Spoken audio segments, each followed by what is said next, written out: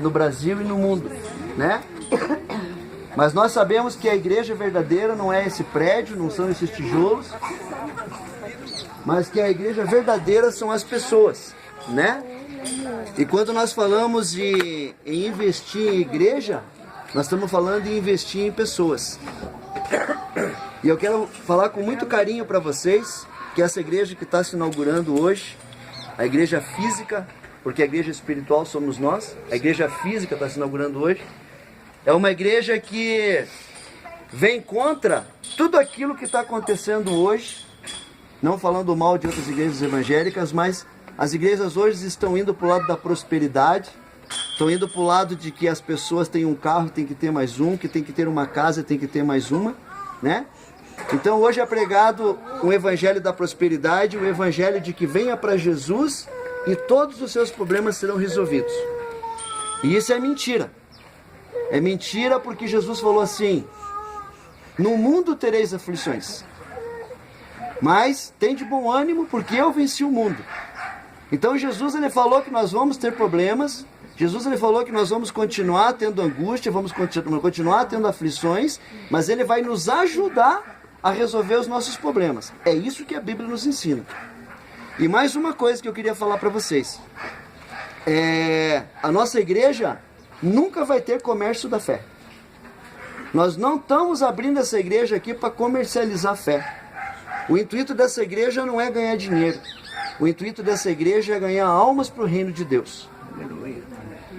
Um dia eu quero chegar diante do Senhor, o dia que eu me despedir dessa terra, e o Senhor olhar para mim e dizer assim: Pastor Gil, você não tem uma igreja com 1000 membros, com 2000 membros, com 10.000 membros. Mas eu quero chegar para Deus e dizer assim: não, mas eu tenho uma igreja que tem 50 membros, que tem 100 membros. Mas todas aquelas pessoas eu ensinei o verdadeiro evangelho, e eu ensinei a todas aquelas pessoas o compromisso com Deus. Porque é isso que a igreja tem que ensinar, o compromisso com Deus.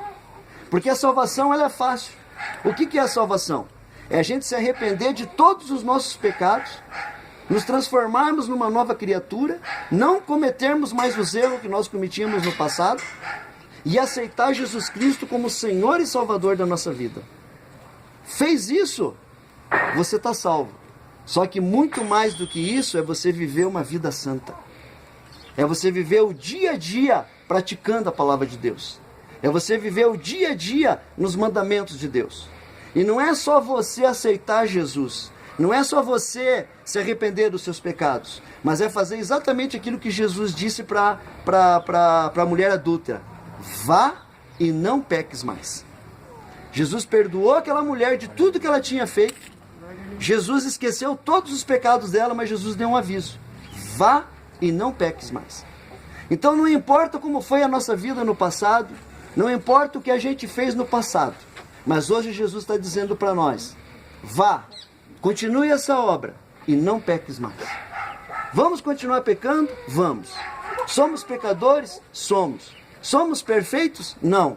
Mas toda vez que a gente errar, nós nos colocamos de joelho diante do Senhor e falamos: Senhor, pequei, mas me dá força para mim largar esse pecado. Me dá força para mim ser puro diante do Senhor.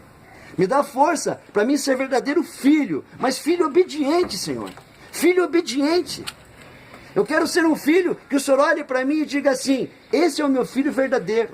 Esse é o irmão de Jesus Cristo. Porque nós somos irmãos de Jesus Cristo. Jesus Cristo é o nosso irmão mais velho. Nós temos o mesmo pai. E Jesus é o nosso irmão mais velho. E o que Jesus disse para nós? Sede meus imitadores, assim como eu fui imitador do meu pai. E nós temos que ser imitadores de Jesus. Nós temos que viver uma vida imitando o nosso Senhor, imitando o nosso Mestre.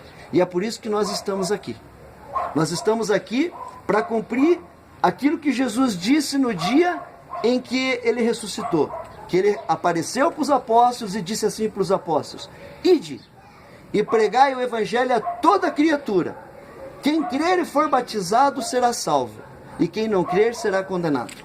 E é essa a nossa missão, a missão do ide, a missão de pregar o evangelho, a missão de batizar, a missão de servir a ceia a todos aqueles que são batizados, a missão de cuidar daqueles que estão doentes, a missão de cuidar daqueles que estão passando por necessidade. Porque quando eu falo em investir em igreja, eu estou falando em investir nas pessoas.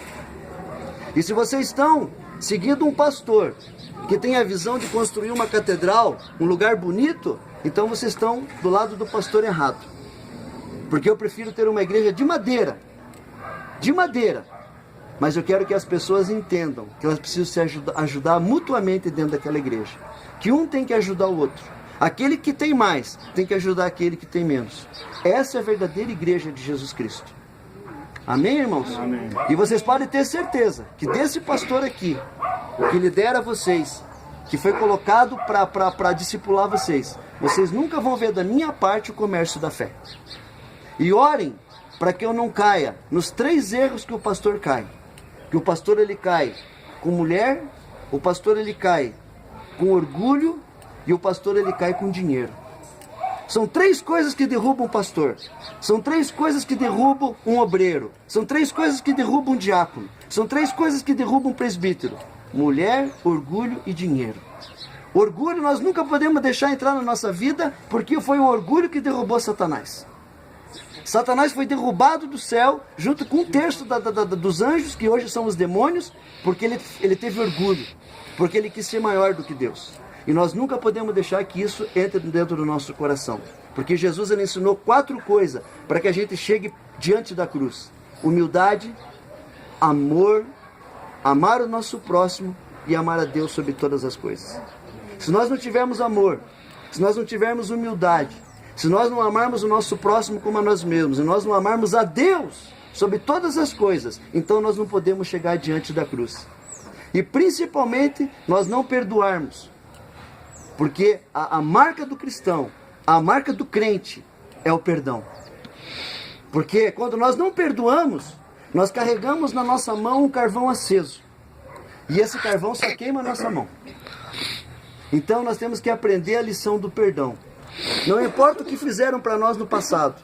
Não importa o que aconteceu no passado. Nós, como cristãos, nós temos que perdoar. Porque se nós não perdoarmos, nós não somos imitadores de Jesus Cristo. Amém? Amém.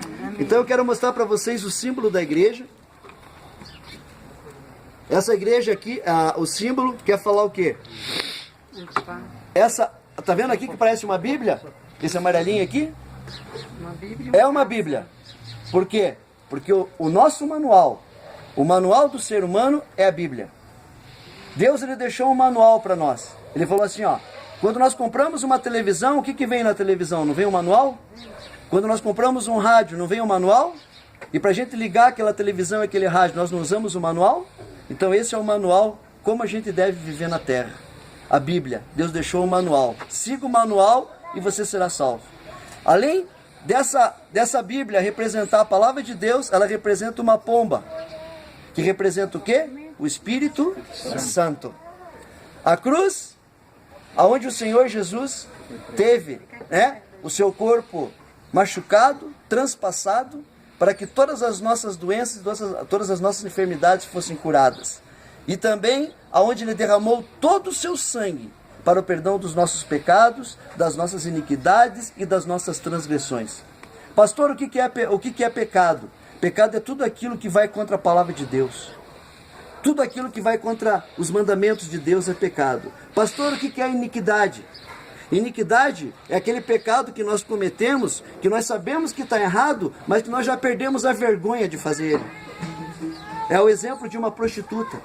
Ela sabe que a prostituição é pecado, mas ela continua fazendo porque ela já está no pecado de iniquidade. Ela já perdeu a vergonha de ser prostituta. Ela já perdeu a vergonha de ser homossexual. Nós queremos ter todas as prostitutas e todos os homossexuais na nossa igreja porque nós queremos restaurar essas vidas. Queremos restaurar essas pessoas vão ser amadas por nós. Mas nós vamos fazer com que essas pessoas saiam do pecado de iniquidade, que é onde elas pecam e continuam pecando e perderam a vergonha desse pecado. O que é o pecado de transgressão? Pecado, iniquidade e transgressão. Transgressão é rebelião contra Deus.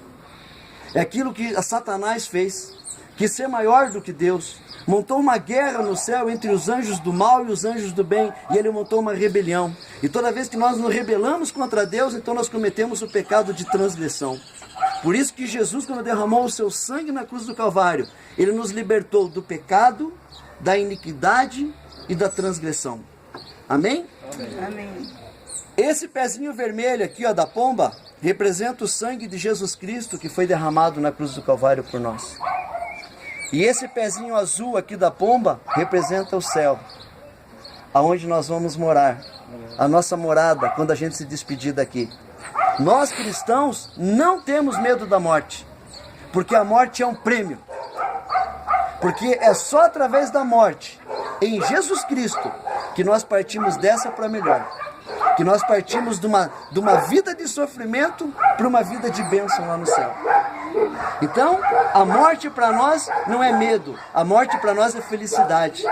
E quando nós vemos um crente morrer, quando nós vemos um cristão morrer, nós choramos pelo memorial dele, por aquilo de bom que ele nos deixou, mas nós sabemos que aquela pessoa, ela foi promovida. Ela saiu de um lugar ruim e foi para um lugar melhor. Ela foi promovida diante de Deus. Então a morte para nós é uma coisa bonita. Por isso que as pessoas dizem que o crente não tem medo da morte. Por quê? Porque a morte para nós é prêmio. É o prêmio de que a nossa missão terminou. É o prêmio de que nós vamos receber a nossa coroa. Nós vamos receber o nosso galardão do próprio Senhor Jesus. Amém? Então aqui está representado o Pai, o Filho e o Espírito Santo. A nossa igreja se chama Filho de Davi, por quê? Porque filho de Davi é Jesus. Quando Jesus passava no meio daquela multidão, as pessoas gritavam: Filho de Davi, tem misericórdia de mim. E Jesus chegava lá e curava, Jesus libertava dos demônios, e Jesus pregava o reino de Deus para aquelas pessoas. Então, filho de Davi quer dizer Jesus, porque Jesus veio da descendência de Davi. Por isso que o nome da nossa igreja é Filho de Davi. É o próprio Jesus, filho de Davi. E nós trabalhamos em células, por quê? Porque é nas células que nós temos comunhão com os irmãos. Se nós viemos só no culto, o culto é bom. Mas quem participa das células sabe que na célula nós temos comunhão. Na célula nós conseguimos aprender a palavra de Deus com mais integridade. Nós aprendemos com mais profundidade a palavra de Deus. Então nós nunca vamos deixar as células, porque Jesus pregava nas casas. Os apóstolos pregavam nas casas. E nós vamos continuar fazendo aquilo que Jesus fazia. Aquilo que os apóstolos faziam. Eles pregavam nas casas. Quando nós vemos lá na Bíblia, Colossenses, Romanos, Tessalonicenses, aquilo lá eram casas, não eram igrejas. Igreja de Tessalônica era a casa de Tessalônica. Igreja de Romanos era uma casa lá em Romanos. Igreja de Filipenses não era uma igreja, era uma casa lá na cidade de Filipo. Então tudo aquilo era casa, era exatamente o que nós estamos fazendo, as células. Nós pregamos nas casas e no domingo nós nos reunimos na congregação para quê? Para tomar a ceia, para louvar e adorar o nosso Senhor e para ser batizado. Então aqui a igreja nos salva, o pastor nos salva, a religião nos salva, quem salva é Jesus Cristo. Esse monte de tijolo vai ficar, mas o templo verdadeiro, que é o templo do Espírito Santo, que somos nós, esse vai subir. Amém? Outra coisa que eu queria falar para vocês. Em cima do logotipo da igreja vocês vão ver 5 letras. E essas 5 letras quer dizer exatamente aquilo que Jesus fazia. Jesus, está escrito buscar. Jesus buscava as pessoas ou não buscava? Então nós temos que buscar. Pregar.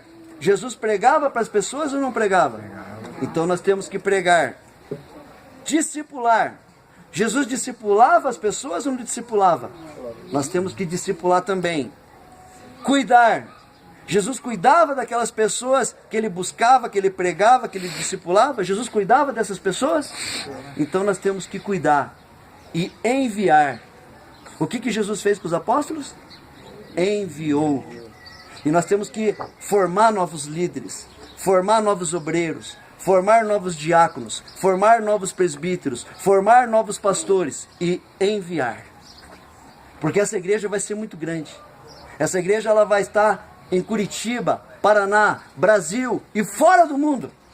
Eu estou profetizando isso, porque eu sei da potência que tem o nosso ministério, a potência que tem o nosso conhecimento teológico, a potência que tem as pessoas que estão aqui.